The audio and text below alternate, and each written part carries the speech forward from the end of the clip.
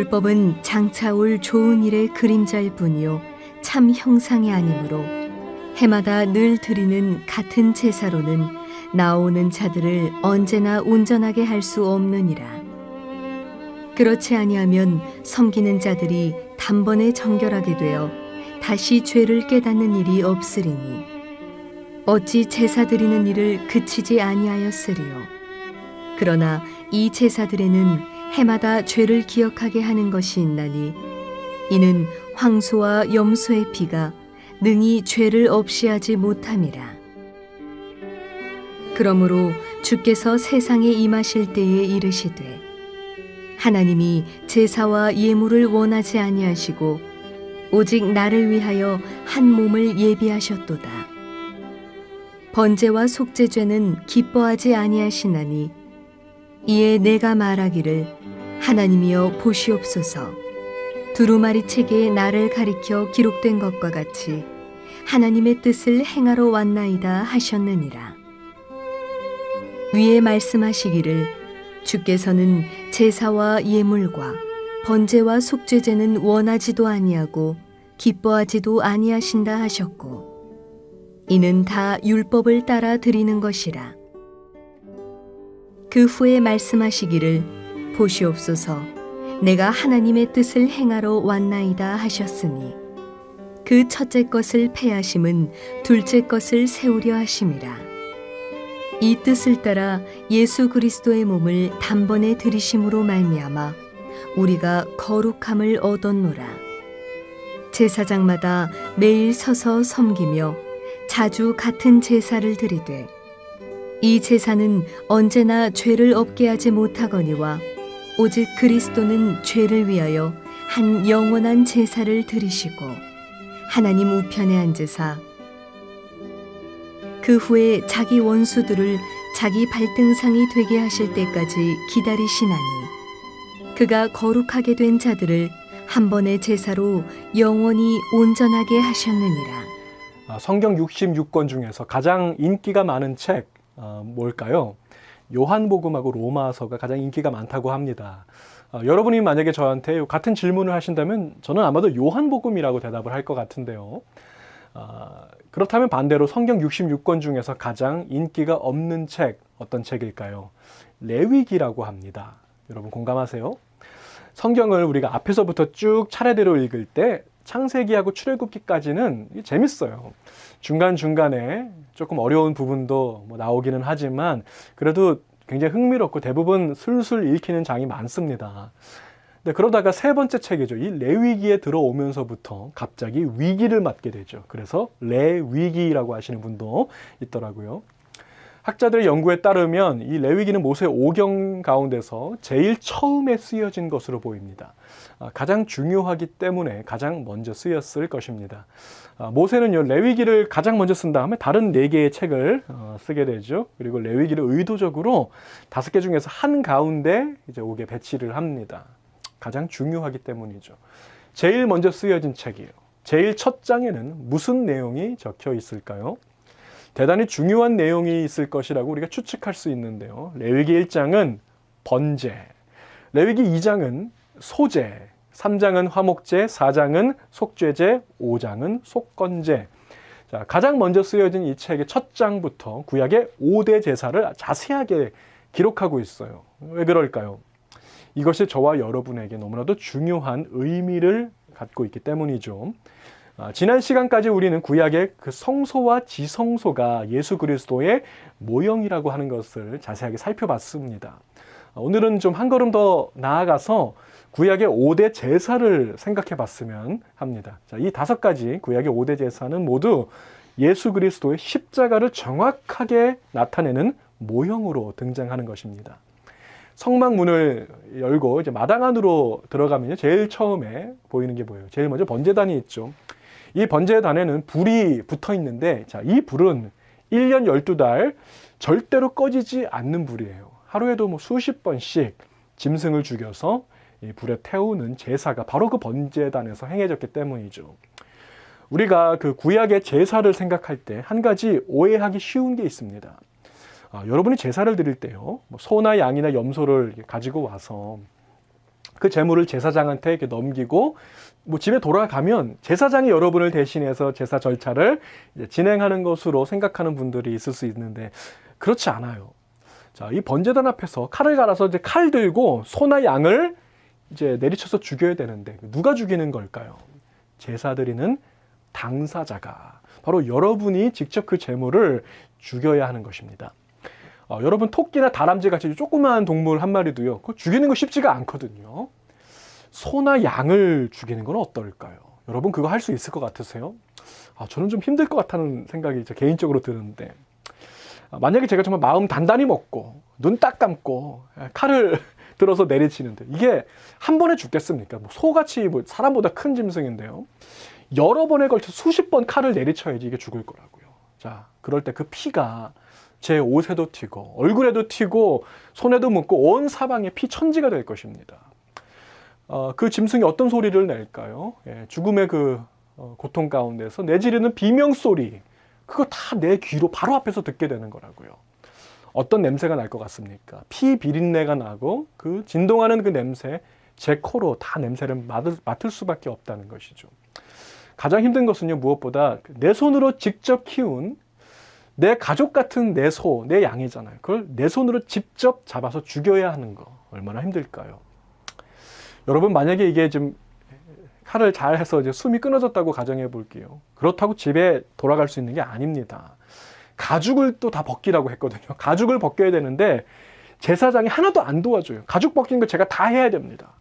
그 다음에 사체를 막 칼로 동강을 내서 막 부위별로 이걸 잘라야 되는데 이것도 제사장이 하나도 안 도와주고 제가 다 해야 된다고요. 그러고 나서 내장을 또 꺼냅니다. 이것도 당사자가 다 직접 해야 되는 거예요. 내장과 모든 더러운 부분들을 물로 깨끗하게 씻어야 되는데 이 씻는 과정도 다 직접 하게 되어 있습니다. 자, 그렇다면 아마 이런 질문을 좀 우리가 할 수 있을 것 같아요. 아니, 도대체 제사장은 뭐 하는 겁니까? 여러분, 제사장은요, 제단 위에 나무 쌓고 불이 잘 붙는지 확인도 하고 제물의 피를 받아서 그 피를 여기저기 뿌리는 일을 제사장이 합니다. 또 속죄제 같은 경우에는요, 그 피를 받아가지고 휘장 앞에 가서 휘장에다가도 또 피를 7번 뿌리고 이런 것들이 있거든요. 자, 뭐 성소 안에는 제사장만 들어갈 수 있으므로 또 그런 중요한 일들을 제사장이 감당했던 것이죠. 제물이 다 준비되면요, 그 제물을 제단 위에 이제 올려놓고 불사르는 일은 제사장이 하지만 사실 제사 절차의 한 90% 이상은 당사자가 직접 감당하도록 되어 있습니다. 이러한 모든 절차가 상세하게 기록된 책이 바로 레위기인 것이죠. 레위기의 5가지 제사는 모형입니다. 예수님의 십자가의 모형이죠.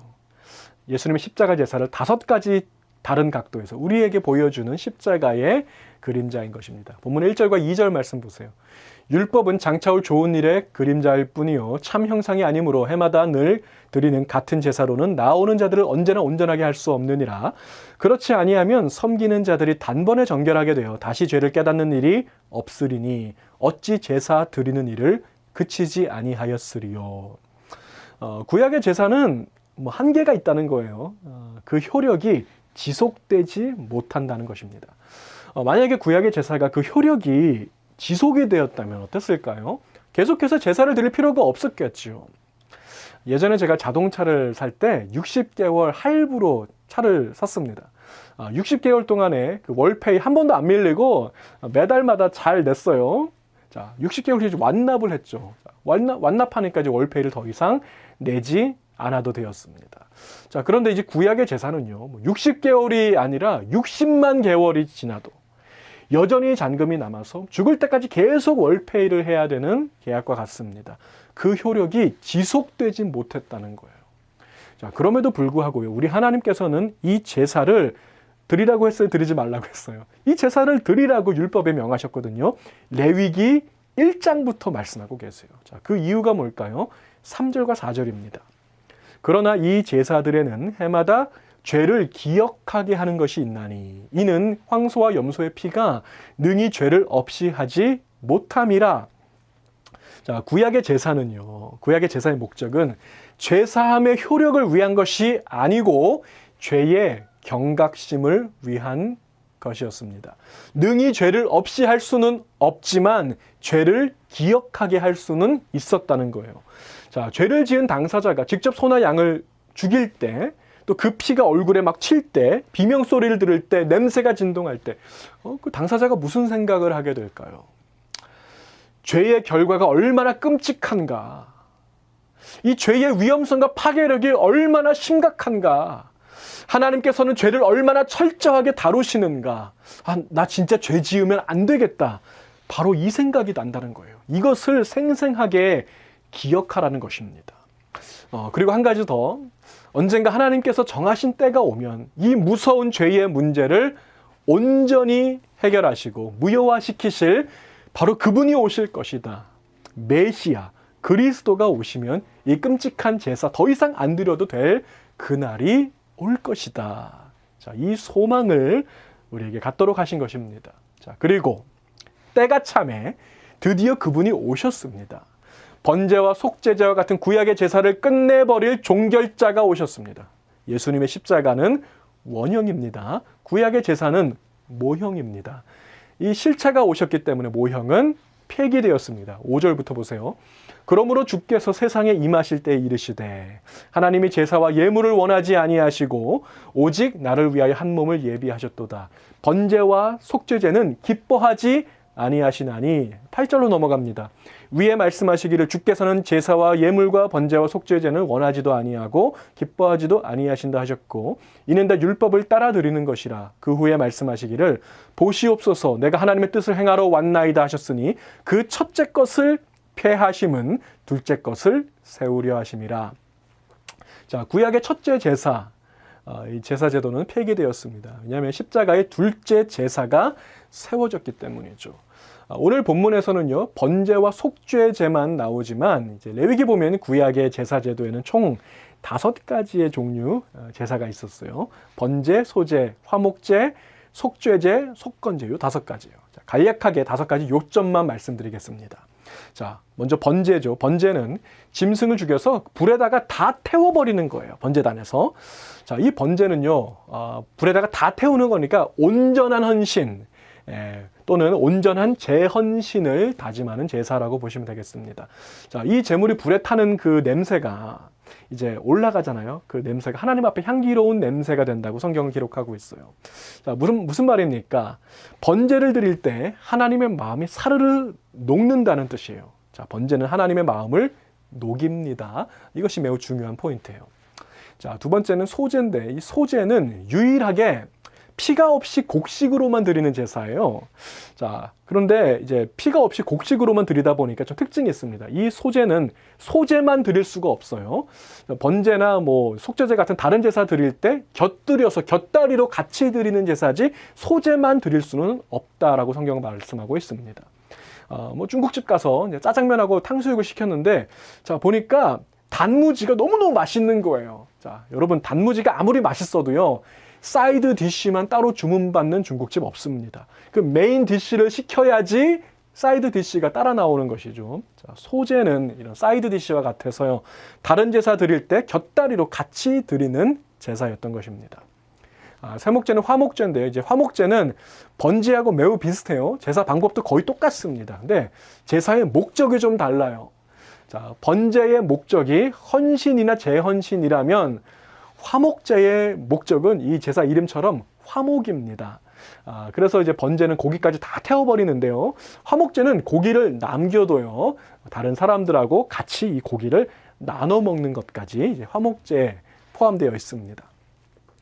네 번째는 이제 속죄제인데요. 이 속죄제는 하나님의 마음을 아프게 한 죄에 대해서 제사 드리는 거예요. 자, 다섯 번째 속건제는 다른 사람의 마음을 아프게 한 죄에 대해서 또 제사를 드리는 것입니다. 이 속죄제하고 속건제가 거의 이제 비슷하잖아요. 10계명으로 살펴보면요. 1번부터 4번까지의 계명 어겼을 때는 속죄제, 하나님에 대한 죄예요. 5번부터 10번까지의 계명을 어겼을 때는 속건제, 이웃에 대한 죄, 속건제를 드리는 것입니다. 이 속건제는요, 이웃에게 피해를 입혔을 때 그 손해배상을 같이 하게 돼 있어요. 원금 플러스 20% 해서 피해자에게 갚아야 하는 것이 속건제입니다. 자, 구약의 5대 제사 아주 간략하게 정의를 해봤습니다. 이 모든 것이 모형이고 그림자라고 했어요. 자, 구약의 5대 제사는 예수님의 십자가의 모형과 그림자가 됩니다. 이게 어떻게 연결이 될까요? 여러분이 좀 이해하기 쉽도록 제가 십자가의 효력을 5가지로 생각을 해보려고 합니다. 20세기 최고의 복음주의 신학자라고 불리는 존 스토트, 이분은 십자가의 효력을 5가지로 정리했어요. 자, 요 5가지의 십자가의 효력이 5대 제사의 실체가 되는 것입니다. 자, 그 5가지는 첫 번째가 propitiation, 완화, 두 번째가 atonement, 화목, 세 번째는 justification, 칭의, 네 번째가 redemption, 성화, 다섯 번째가 thanksgiving, 감사인 것입니다. 자, 요 5가지가 각각 번제, 화목제, 속건제, 속죄제, 소제하고 연결이 되어 있다는 거예요. 먼저 번제를 생각해 보죠. 번제는 하나님의 진노를 누그러뜨리는 제사라고 했죠. propitiation은 완화시키다, 누그러뜨린다 이런 뜻을 갖고 있습니다. 예수님께서 십자가의 제단에서 드리신 이 번제의 제사는 우리의 죄를 향한 하나님의 진노를 누그러뜨렸고 완화시켰다는 거예요. 로마서 3장 25절 말씀 세번역으로 보시면요. 하나님께서는 이 예수를 속죄 제물로 내주셨습니다. 그것은 그의 피를 믿을 때에 유효합니다. 하나님께서 이렇게 하신 것은 사람들이 이제까지 지은 죄를 너그럽게 보아주심으로써 propitiation, 자기의 의를 나타내시려는 것이었습니다. 자, 이 번제를 히브리어로 하면요, 올라예요. 올라. 여러분, 올라의 뜻이 뭘까요? 올라의 뜻은 올라간다는 것입니다. 번제의 연기가 올라갈 때 그 냄새를 하나님이 맡으시고 하나님의 마음에 사르르 녹는다는 것입니다.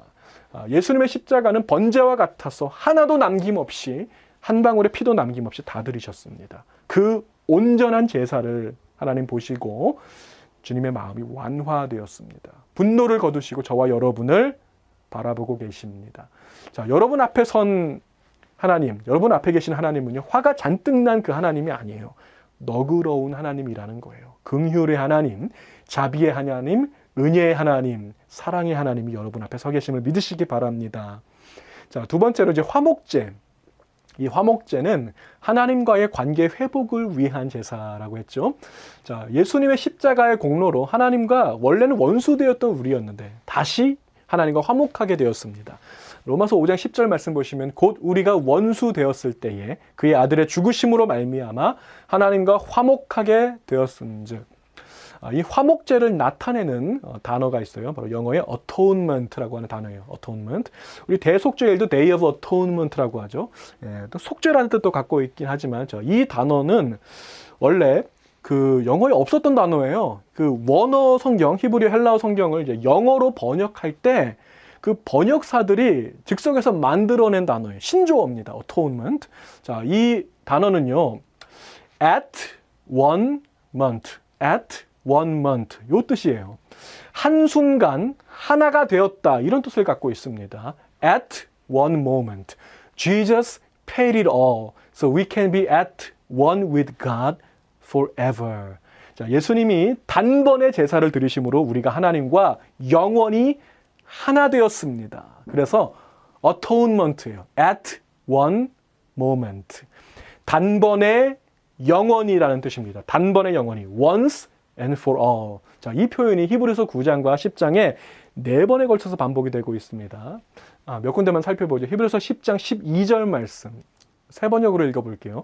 그러나 그리스도께서는 죄를 사하시려고 단 한 번에 영원히 유효한 제사를 드리신 뒤에 하나님 오른편에 앉으셨습니다.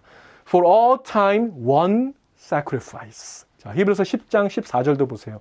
그가 거룩하게 된 자들을 한 번의 제사로 영원히 온전하게 하셨느니라.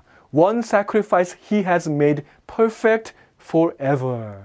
자, 한 군데만 더 살펴보죠. 히브리서 9장 12절입니다. 염소와 송아지의 피로 하지 아니하고 오직 자기의 피로 영원한 속죄를 이루사 단번에 성소에 들어가셨느니라. Once for all by his own blood.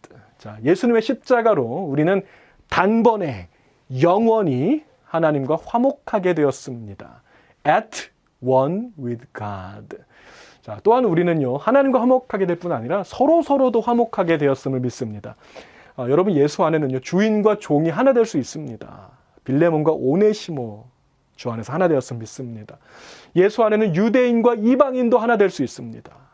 예수 안에는요, 백인과 흑인과 아시안도 하나 될 수 있습니다. 자, 그래서 이 화목제를 드린 후에 그 고기를요, 태워버리는 게 아니라 다 같이 나눠 먹었던 거예요. 자, 화목제를 히브리어로 샬라밈이라고 합니다. 샬라밈.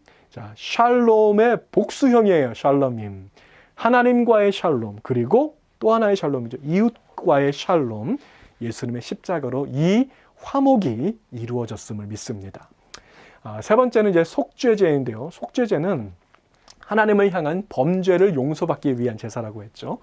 예수님의 십자가 공로로 우리는 모든 죄의 혐의가 벗겨지고 의롭다고 인정되었습니다. 자, 이것을 신학적으로 우리가 칭의라고 하죠. justification. 칭의가 인정되는 장소가 있어요. 바로 법정입니다. 자, 판사가 판사봉 들고 선언하는 거예요. 땅땅땅 무죄.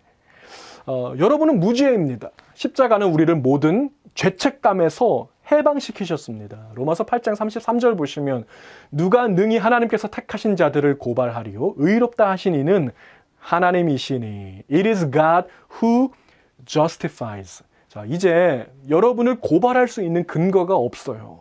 판사의 선언이 끝났고 아무도 이것을 뒤집을 수가 없다는 것입니다. 여러분, 만약에 이 판사가 자꾸만 마음을 바꾸는 분이라면 얼마나 불안할까요? 어제는 이랬다가 또 내일은 저렇게 다르게 판단했다. 그러면 참 불안할 것 같은데요. 우리의 판사는요, 변개하지 않습니다. 우리의 판사는 그의 부르심에는 후회가 없다고 말씀하십니다. 어제나 오늘이나 영원토록 동일하신 분임을 믿습니다. 자, 그분이 여러분을 의롭다고 칭하셨습니다. 여러분 생각해보세요. 마귀가 얼마나 약오를까요? 마귀, 이 디아블로라고 하는 이 단어의 뜻이 바로 고발자라고 하는 뜻이거든요. 이제 마귀가 더 이상 고발할 수가 없어요. 판사의 판결이 이미 내려졌고 그 법정문 클로즈했습니다. 예수님의 십자가가 모든 고발을 종결시키셨음을 믿습니다. 네 번째는요, 속건제죠. 이 속건제는 피해자에게 정당한 값을 지불하고 변상하는 제사예요. 자, 예수님의 십자가는요, 속건제와 같아서 모든 값을 지불하셨습니다. 예수님은 값을 주고 우리를 구원하셨습니다. 그의 피값으로 우리를 다시 사셨어요. 이것을 성경에서는요, 구속이라는 단어로 표현하죠. redemption, redeem. 이 redemption의 문자적인 뜻은요, 다시 산다는 거예요. 그 장소, 다시 사니까 어딜까요? 마켓입니다. 시장입니다. 노예 시장에서 이제 노예를 돈 주고 사는 거죠. 자, 이때 추가적으로 ransom money라는 게 있어요. ransom money를 지급하면요, 그 노예를 자유롭게 해방시켜 줄 수가 있는 거예요. 자, 예수님의 십자가는 죄의 노예가 되었던 저와 여러분을 해방시키셨습니다. 로마서 8장 2절 보세요. 이는 그리스도 예수 안에 있는 생명의 성령의 법이 죄와 사망의 법에서 너를 해방하였음이라. 아멘. 자, 여러분 죄의 어카운트가 있는데 100% 페이오프 되었으므로 어카운트 클로즈 되었습니다. 이제 빌이 안 날라와요. 어카운트가 이제 없다니까요. 십자가가 여러분을 완벽하게 리딤 시켰음을 믿으시기 바랍니다. 자, 마지막 하나 우리가 좀 짚고 넘어가지 않은 게 있죠. 바로 소제입니다. 소제는요, 감사의 뜻으로 드리는 제사예요. 이 소제는 사이드 디시와 같아서 다른 제사 드릴 때 곁들여서 드리는 제사라고 말씀드렸습니다. 또 피로 드리는 제사가 아니고요, 곡식으로 드리는 제사라고 했죠. 자, 예수님의 보혈로 드린 제사가 있는가 하면은요, 저와 여러분이 드려야 하는 소제가 남아 있습니다. 예수님의 십자가는 하나님의 마음을 녹이시고 모든 진노를 거두게 하셨습니다. propitiation, 번제입니다. 얼마나 감사해요. 우리 예수님께서 하나님 마음 녹이셨다니까요. 자, 그래서 우리는 감사의 제사를 주님께 드립니다. 그것이 바로 소제인 것입니다. 예수님의 십자가는요, 하나님과의 깨어진 관계를 회복시켜 주셨습니다. 화목하게 하셨습니다. 어토운먼트예요. 얼마나 감사합니까? 그래서 우리는 감사의 제사를 또 주님께 드린다는 것입니다. 소제입니다. 예수님의 십자가는 하나님을 향한 모든 죄를 씻어주셨습니다. justification, 속죄제인 것입니다. 얼마나 감사해요. 그래서 우리는 날마다 감사의 제사를 주님 앞에 드리는 것입니다. 자, 하나만 더요. 예수님의 십자가는 이웃을 향한 우리의 모든 죄까지 씻어주시고 죄의 값을 대신 지불해 주셨습니다. 리뎀션입니다. 속건제. 얼마나 감사합니까? 그래서 우리는 감사의 제사를 주님께 드리는 것입니다. 자, 오늘 구약의 5대 제사 간략하게 살펴봤습니다. 여러분 좀 어렵죠? 솔직히 쉽지 않습니다. 구약의 5대 제사. 여러분 다 잊어버리셔도 괜찮아요. 요거 하나만 잊어버리지 마세요. 무슨 제사인가요? 예수님의 십자가의 제사예요. 이거는 잊어버리시면 안 돼요. 단번에 드리셨습니다. 영원히 효력이 있습니다. 이것만 기억하세요. 십자가, 단번에, 영원히. 기도하시겠습니다. 사랑과 은혜가 풍성하신 하나님 감사합니다. 아버지, 우리가 오늘 구약의 5대 제사, 그것이 우리와 무슨 상관이 있는지, 그것이 예수 안에서 어떻게 성취되고 이루어졌는지를 또 말씀을 통해서 살펴봤습니다. 하나님, 우리 예수님께서 우리를 대신해서 우리 자리에서 번제로 드리시고 소제로 드리신 바 되셨고 화목제, 속죄제, 속건제를 드리시니 감사합니다. 아버지, 이제 예수 안에서 구원받고 용서함 받은 우리 날마다 우리의 삶이 참 예배자의 삶이 되기 원합니다. 번제와 같이 우리 자신의 모든 것을 주님께 올려드리는 우리의 삶이 되어서 참 예배자로 사는 오늘 하루가 되게 인도하여 주시옵소서. 화목자와 같이 하나님과 화목하며 이웃과 나눔을 실천하는 우리의 삶이 되어서 참 예배자 되는 우리 온 성도들 되게 하여 주시옵소서. 하나님의 마음을 아프게 했던 우리의 모든 죄들 주님 용서하여 주시고 그것을 향해서 우리가 다시 하나님께 나아와 진정한 제사와 예배로 나아갈 수 있도록 우리의 마음을 주장하여 주시옵소서. 내 이웃에게 해를 끼친 것이 있다면 아버지, 그것을 온전히 갚을 수 있는 그런 넉넉한 사람들이 될 수 있도록 도와주시고 날마다 감사의 제사로 소제의 찬양으로 주님께 나아가는 믿음의 사람들 되게 하여 주시옵소서. 이 모든 것을 온전히 이루셔서 단번에 영원히 우리에게 구원을 선물로 주신 우리 예수님의 은혜에 감사드립니다. 오늘도 이 십자가의 사랑, 십자가의 놀라운 은혜 우리 가슴에 품고 오늘 하루도 주 안에서 기뻐하며 즐거워하며 감격할 수 있는 우리 주의 백성들 되게 하여 주시옵소서. 감사합니다. 우리 주 예수님 이름으로 간절히 기도하옵나이다. 아멘.